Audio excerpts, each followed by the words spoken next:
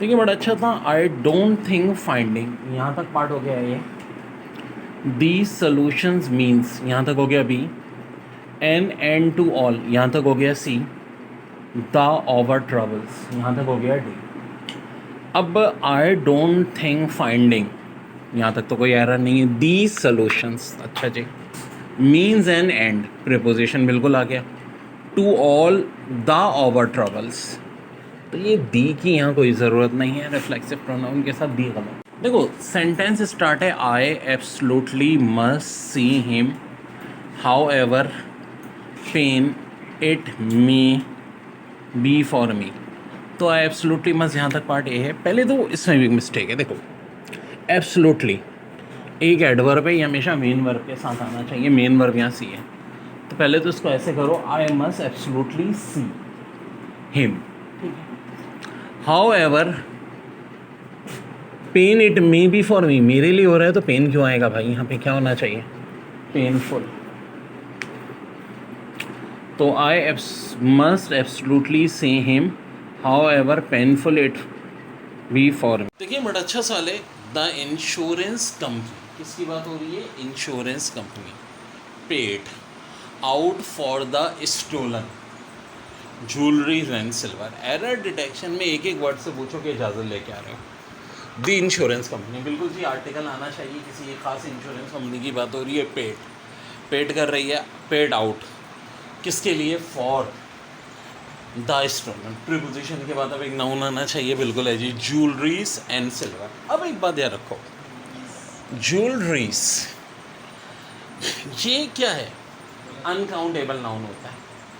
और uncountable noun यहाँ पे ज्वेलरी नहीं बल्कि ज्वेलरीज नहीं, ज्वेलरी होगा। देखो अब आप बोलो सर हमने तो एक आध दफ़ा ज्वेलरीज का लफ्ज़ भी सुना है, बताता हूँ। वो तब होता है अगर ख़ास तौर पे उन ज्वेलरीज का जिक्र हो रहा होता कि किस टाइप की ज्वेलरीज है, लाइक पूरे नाम सारे दिए हुए होते, तब आप उसको प्लूरल लगा सकते थे। मौजूदा केस में जो बात हो रही है, for the stolen jewellery and silver, तो यहाँ खाली ज्वेलरी होगा, गलती है ऑप्शन सी में, आंसर होगा सी। अब देखो एरर डिटेक्शन में आपको सिर्फ सी टिक करना है, सही नहीं करना। जब यही चीज़ सेंटेंस करेक्शन में आती है तो आपको क्वेश्चन दिया हुआ होगा और ए बी सी डी दिए हुए होंगे, जिसमें से आपको देखना होगा कौन सा करेक्ट है, वहाँ पूरा करेक्ट करना होता है। बड़ा प्यारा sentence, little the young boy knows, यहाँ तक पार्ट है। That he was not see either, यहाँ तक भी of his friends alive again. यह रूल ये कहता है कि जब भी कोई सेंटेंस नेगेटिव वर्ड से यूज़ होगा, तो क्या लिटिल नेगेटिव वर्ड है, जी हाँ नेगेटिव वर्ड है। आ लिटिल और द लिटिल नहीं जी, वो नेगेटिव वर्ड नहीं होते, वो पॉजिटिव वर्ड होते। खाली लिटिल नेगेटिव। और कोई नेगेटिव वर्ड है, जी हाँ, hardly, scarcely, rarely, no sooner, never. जब भी कोई सेंटेंस नेगेटिव वर्ड से यूज़ होगा तो उसमें लगता है लॉ ऑफ इन्वर्जन। अब ये लॉ ऑफ इन्वर्जन क्या है, देखिए नॉर्मल सेंटेंस में एक सब्जेक्ट होता है, फिर हेल्पिंग वर्ब होता है, फिर मेन वर्ब होता है। लेकिन जो सेंटेंस नेगेटिव वर्ड से शुरू हो वहीं कंस्ट्रक्शन चेंज होती है। पहले नेगेटिव वर्ब, फिर हेल्पिंग वर्ब, फिर सब्जेक्ट, और सब्जेक्ट के बाद आता है मेन वर्ब। तो लिटिल हमारा है भाई दरमियान में, यहाँ कोई आना चाहिए हेल्पिंग वर्ब, फिर ये सब्जेक्ट द यंग बॉय, फिर मेन वर्ब। तो आखिर कौन सा हेल्पिंग वर्ब है, तो देखो यहाँ दिया हुआ है नीफ। नीफ क्या होता है, पास्ट टेंस। पास्ट टेंस तो जनाब हेल्पिंग वर्ब जब हम अपने पास्ट से ऐड करते हैं तो एक ही करते हैं पास्ट टेंस में, और वो होता है डिड। और जब हम डिड लगा देंगे तो यहाँ सेकंड फॉर्म नहीं होगी, यहाँ फर्स्ट फॉर्म होगी नो या नोज। ठीक है, वो तो अब प्रोनाउन के हिसाब से है ना, little did the young boy knows हो जाएगा क्योंकि एक बॉय की बात हो रही है। लेकिन आएगी क्या, फर्स्ट फॉर्म। तो बहुत इम्पोर्टेंट तरीन था भाई ये कि लॉ ऑफ इन्वर्जन फॉलो होगा, यानी negative verb plus helping verb plus subject plus बहुत सारे नए नए रूल आपको डेली पता चलते हैं। शी इज़ नोस, यहाँ तक तो सही, एक सब्जेक्ट है उसका वर्ब है, ही इज़ एक और सब्जेक्ट, फिर उसके बाद helping verb, the only one of them who are brave and generous. अब देखो he is the only one, construction कहती है कि अब सेंटेंस को हम देखते हैं कि वन ऑफ देम है या ओनली वन ऑफ देम है। यहाँ बात हो रही है वन ऑफ। अच्छा, उसके बाद है प्लूरल नाउन। प्लूरल नाउन कैसे? देम मौजूद है, और हु क्या होता है? एक रिफ्लेक्सिव प्रोनाउन होता है।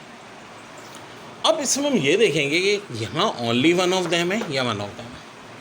और ओनली नहीं, वन ऑफ देम होता तब तो प्लूरल वर्ब होता, यानी आर सही होता उस सूरत में।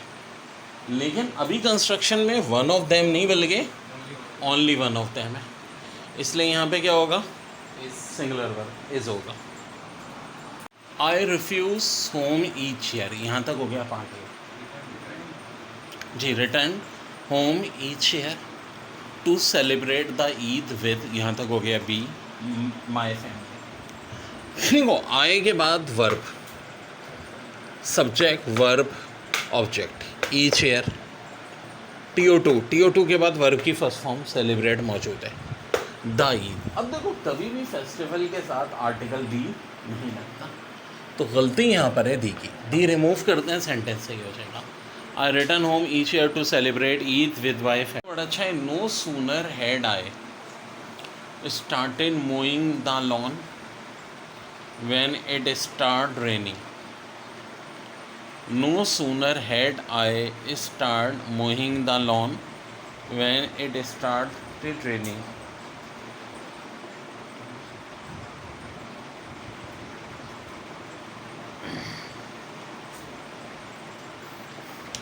No sooner है, फिर हेल्पिंग वर्ब, फिर सब्जेक्ट, फिर मेन वर्ब। बिल्कुल जनाब, मैंने बात कई दफ़ा बताई है कि जब नेगेटिव वर्ड होता है लाइक नो सूनर, तो लॉ ऑफ इन्वर्जन लगता है, यानी हेल्पिंग वर्ब, सब्जेक्ट, सब्जेक्ट के बाद फिर मेन वर्ब।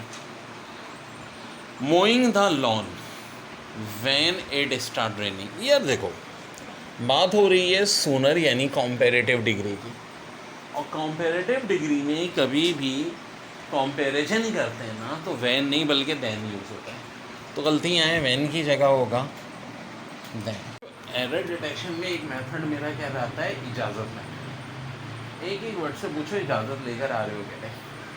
आए सब्जेक्ट, थॉट वर्ब, हर परपेचुअल वर्ब आ रहा है जिसमें एक पोजेशन आ रहा है, हर परपेचुअल। कंप्लेंट्स प्लूरल है, आगे वर्ब बिल्कुल सही है। गोइंग, ठीक है। TO2 के बाद वर्ब की फर्स्ट फॉर्म आनी चाहिए, प्रो मौजूद है। आगे टू मच, TOO2 के साथ मच बिल्कुल सूट करता है। किसके लिए? फॉर मी, मेरे लिए। तो कोई एरर है ही नहीं भाई, सारे रूल्स फॉलो हो रहे हैं। तो इसका आंसर होगा नो एरर। सबसे ज़्यादा मुश्किल नो एरर पहचानना होता है। ये तभी पहचान सकोगे जब एक एक चीज़ दिमाग में मौजूद हो। देखिए, बड़ा अच्छा है, the strain of managing. Of से पहले भी नाउन होना चाहिए, बाद में भी, बिल्कुल ऐसे। सच अ ह्यूज कंपनी, बड़ी एक ह्यूज कंपनी है। Became too many for Aamir. अब देखो, यहाँ बात हो रही है स्ट्रेन की, जो कि एक अनकाउंटेबल चीज़ है। तो मैनी नहीं बल्कि क्या होगा? मच। तो एरर यहाँ पे मच